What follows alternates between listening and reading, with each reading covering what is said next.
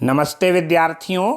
अंतर्जाल के माध्यम से संचालित स्नातक प्रथम वर्ष के द्वितीय प्रश्न पत्र की ऑनलाइन कक्षा में मैं डॉक्टर कौशल किशोर गोठवाल आप समस्त विद्यार्थियों का हार्दिक स्वागत करता हूं। जैसा कि आपको सर्वविदित है कि हम हितोपदेश नामक ग्रंथ का अध्ययन कर रहे हैं। हितोपदेश के अंतर्गत हम द्वितीय कथा कर चुके हैं आरंभ, जिसमें सिंह और पथिक की कथा है। यहाँ पर जब पथिक कंगन लेने के लिए, सोने का कंगन लेने के लिए स्नान करने के लिए और सोने का कंगन प्राप्त करने के लिए जैसे ही तालाब में प्रविष्ट होता है तो उससे वह गहरे कीचड़ में फंस जाता है और बाघ के द्वारा पकड़ लिया जाता है। और ऐसे समय वह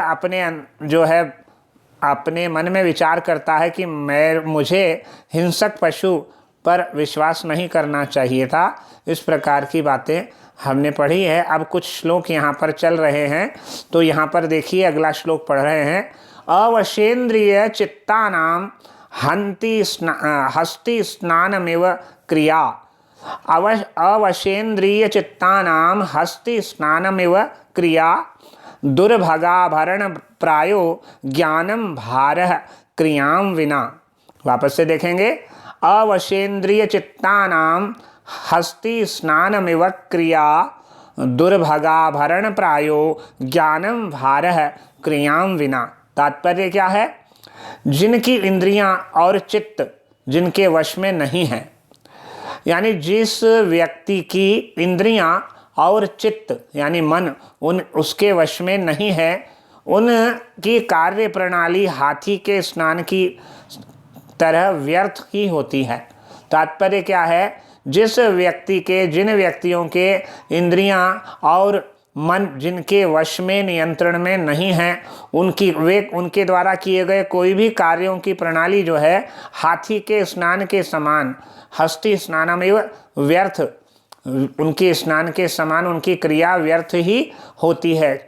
जैसे उदाहरण दिया, दुष्टा एवं कुल्टा स्त्री के आभरण यानी आभूषण, आभरण मतलब आभूषण, दुष्टा एवं कुल्टा स्त्री के आभूषण जो है उसकी तरह उनका ज्ञान भी यानी उनकी विद्या भी बिना आचरण के बोझा के समान ही होती है। यदि हमने ज्ञान प्राप्त किया है और उस ज्ञान प्राप्त करने के बाद भी हम उसको आचरण में नहीं लाएंगे तो वह विद्या बिना आचरण के, बिना उसका प्रयोग किए वह बोझे के समान भार ढोने मात्र वाली विद्या है। इसीलिए यहाँ पर अंतिम पंक्ति में ये कहा गया था, दुर्भगाभरण प्रायो ज्ञानम भारः क्रियाम विना। यानी तात्पर्य क्या हुआ? जिनकी इंद्रियां और जिनके मन उनके वश में नहीं होते हैं, उनकी कार्य प्रणाली हाथी के स्नान के समान व्यर्थ होती है। जिस प्रकार दुष्ट एवं कुल्टा स्त्री के आभूषण जो होते हैं, उनके आभूषणों की तरह उनका जो ज्ञान होता है, उनकी विद्या जो होती है, वह बिना आचरण के उनके लिए वह विद्या बोझे के समान यानी भार के समान होती है। ये बताना इस श्लोक का मंतव्य है। अवशेन्द्रिय चित्तानाम अजितेन्द्रिया हृदयानाम जनानाम क्रिया कर्म आचरणम एव हस्ति स्नानम एव गज स्नानम यथा व्यर्थम एव दुर्भागाभरण प्रायः दुःशीला आभूषणावत् ज्ञानम विद्या क्रियाम आचरणेन विना भारः यानी केवलम आयासकरम अस्ति। ये यहाँ पर बताना इसका प्रयोजन है। अवशेन्द्रिय चित्तानाम का मतलब है न वशानि इंद्रियाणि च तत् चित्तम च येषाम ते बहुव्रीहि तेषाम। हस्ति स्नानम हस्तीनाम स्नानम षष्ठी तत्पुरुष दुर्भगाभरण प्रायो दुर्भगायाः आभरणवत् इति भारः भ्री प्लस घय प्रत्यय तन्मया। तो इसलिए मैंने मया भद्रम कृतम, इसीलिए मैंने अच्छा तन्मया भद्रम न कृतम, इसलिए मैंने ये अच्छा नहीं किया।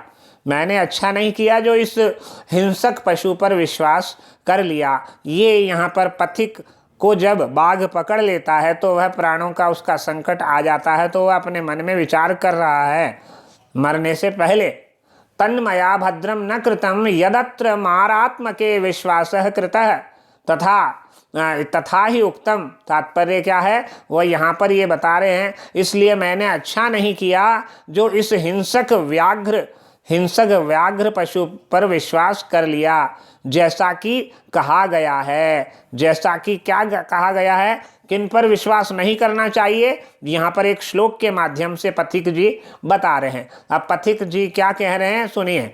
पथिक का कथन इस श्लोक में है, नदीनाम शस्त्राणाम पाणिनाम नखीनाम श्रृंगाणाम तथा विश्वासो नैव कर्तव्य है स्त्रीषु राजकुलेषु च।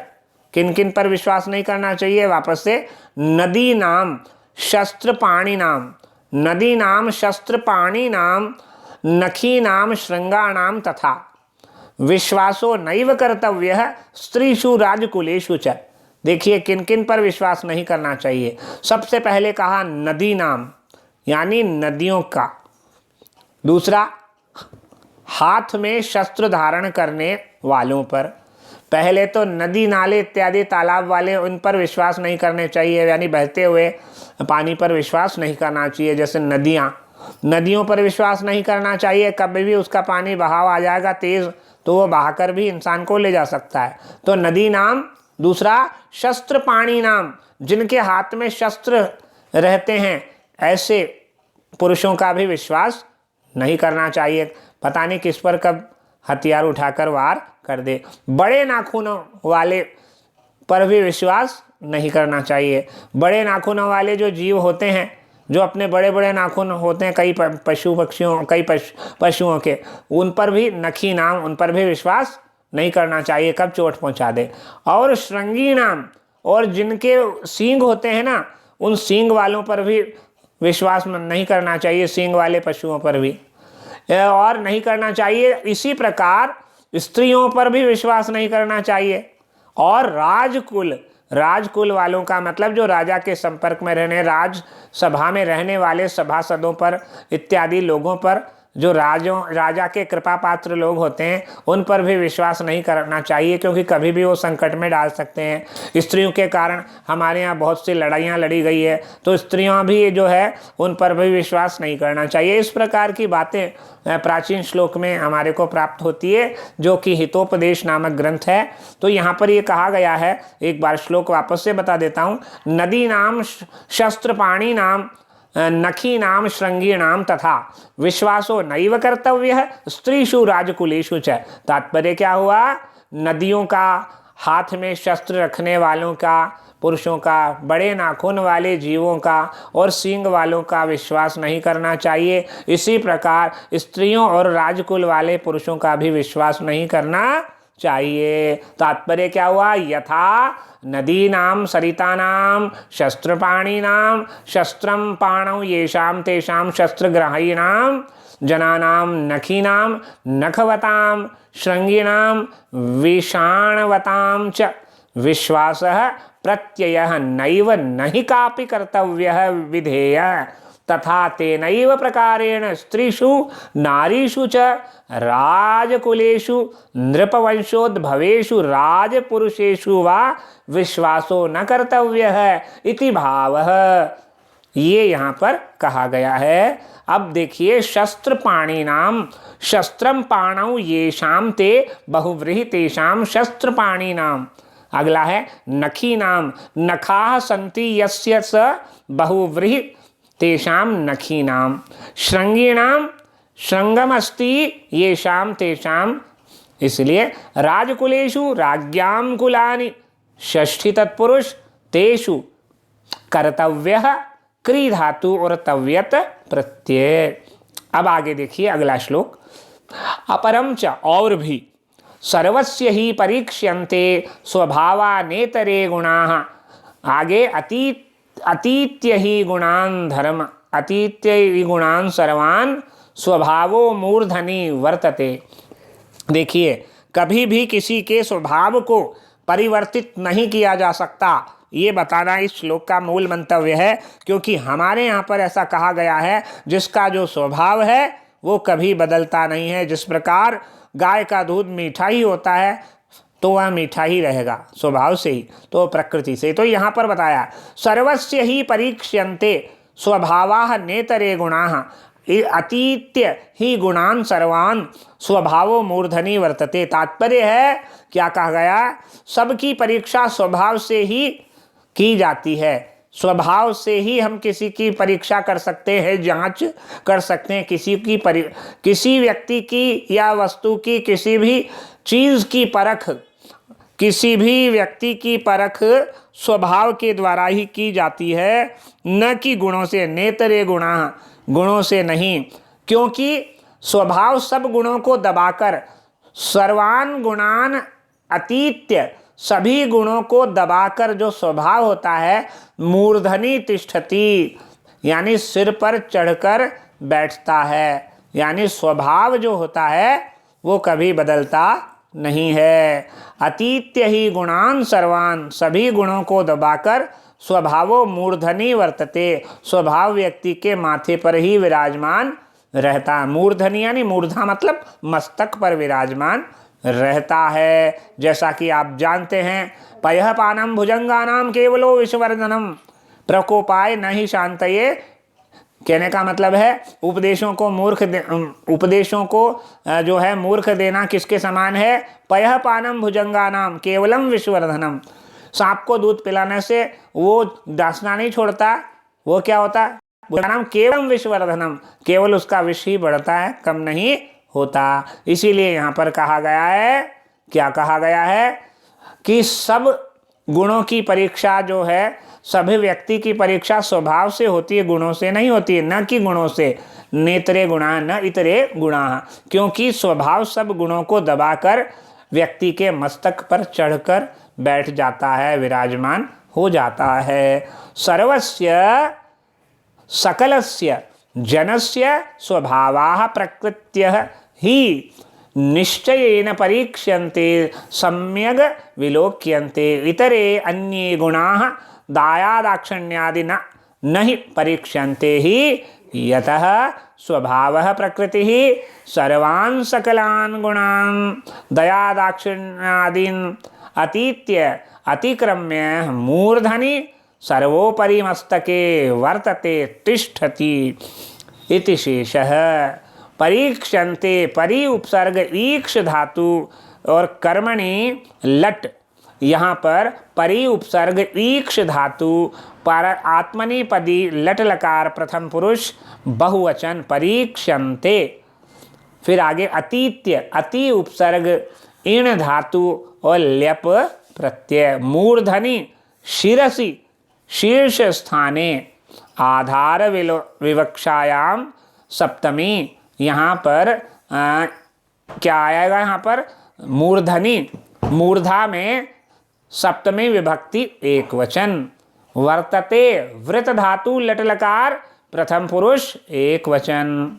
अन्यच्च और भी, स ही गगन विहारी कलमश ध्वंसकारी दश शतकर धारी ज्योतिषाम मध्यचारी विधुरपि विधियोगाद ग्रस्यते राहुणासौ लिखितमपि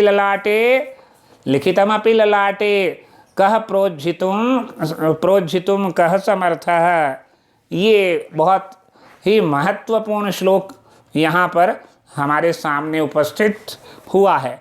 इस श्लोक को आप देखेंगे वापस से।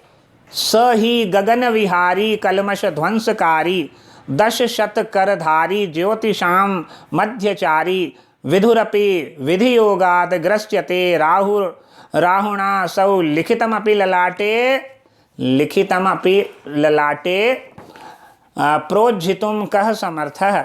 यहाँ पर ये बताया गया है, बात यह है कि जो चंद्रमा आकाश में विचरण करने वाला है, पाप या अंधकार को नष्ट करने वाला है, हजारों किरणों को धारण करने वाला है तथा नक्षत्रों के मध्य में विचरण करने वाला है, वह भी दैव योग से, दुर्भाग्य से, राहु के द्वारा ग्रसा जाता है। अतः वस्तुतः हम ये कह सकते हैं कि ललाट यानी भाग्य में जो लिखे हुए को कौन मिटा सकता है, अर्थात कोई नहीं बदल सकता।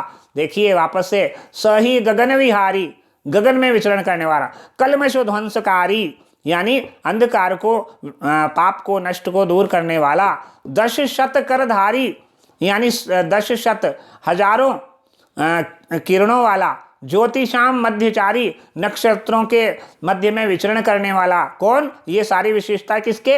विधुरपि यानी चंद्रमा भी, विधि योगात भाग्य के प्रभाव से, ग्रस्यते ग्रसा जाता है। किसके ऊपर, किसके द्वारा ग्रसा जाता है? राहु के द्वारा ग्रसा जाता है। इसीलिए लिखितमपि ललाटे, हमारे मस्तक पर जो विधाता ने लिख दिया, प्रोज्झितुम कह समर्थ है, उसे मिटाने में कौन समर्थ है? अर्थात कोई भी समर्थ नहीं है। समय आने पर बड़े बड़े मनुष्यों के ऊपर भी संकट आ जाता है, क्योंकि उनका भाग्य में वह लिखा होता है। जो हमारे भाग्य में लिखा होता है वो कभी भी मिट नहीं सकता। ये यहाँ पर बता रहे हैं। वापस से देख लीजिए, जो चंद्रमा आकाश में विचरण करने वाला है, पाप या अंधकार को नष्ट करने वाला है, हजारों किरणों को धारण करने वाला है, नक्षत्रों के मध्य में विचरण करने वाला है, और वह भी दैवयोग से राहु के द्वारा ग्रसा जाता है। वस्तुतः ललाट यानी भाग्य में लिखे हुए को कौन मिटा सकता है? यहाँ पर सह विधु गगन विहारी आकाशचारी कलमश ध्वंसकारी यानी कलमषणाम पापनाशनम, कलमषाणाम पापनामंधतमसाम क्षयकारी 10 शत करधारी सहस्र किरणधारी ज्योतिषाम नक्षत्राणाम मध्यचारी मध्य चरणशील ही निश्चयेन अस्ति। असौ एवं विधः विधु चंद्रमसोऽपि विधि योगात दैव योगात राहुणा एतन्नामक राक्षसेन ग्रस्यते यानी पर्वणि ग्रस्तो भवति ही ललाटे भाले भाग्ये वा लिखितं विधात्रा अंकितम अपि प्रोज्झितुं प्रक्षालयितुं कः समर्थः कः शक्तः न कोऽपि इत्यर्थः। गगन विहारी गगने विहरितुं शीलं यस्य सः, गगने विहर्तुम शीलम यस्य सह बहुव्रीहि वी उपसर्ग हरि धातु और णिनि प्रत्यय। कलमश ध्वंसकारी कलमषाणाम ध्वंसम करोति इति ताच्छील्ये णिनि प्रत्यय। 10 शत करधारी 10 शतानि करान् धारयति इति ताच्छील्ये णिनि। ग्रस्यते ग्रस धातु लट्लकार प्रथम पुरुष एकवचन। और विधि योगात विधेह योग षष्ठी तत्पुरुष तस्मात्। प्रोज्झितुम प्र उपसर्ग उज धातु और तुमुन प्रत्यय। लिखितम लिख धातु कृत प्रत्यय। मालिनी छंद, प्रस्तुत श्लोक में मालिनी छंद का प्रयोग किया गया है। लक्षण है न म य युतेयम मालिनी भोगी लोकैः, जिसके प्रत्येक चरण में नगण नगण मगण यगण यगण के क्रम से 15 वर्ण होते हैं। और यति कहाँ पर होती है? मालिनी भोगी लोकैः 8 और 7 वर्णों पर यति होती है, वहाँ मालिनी छंद होता है।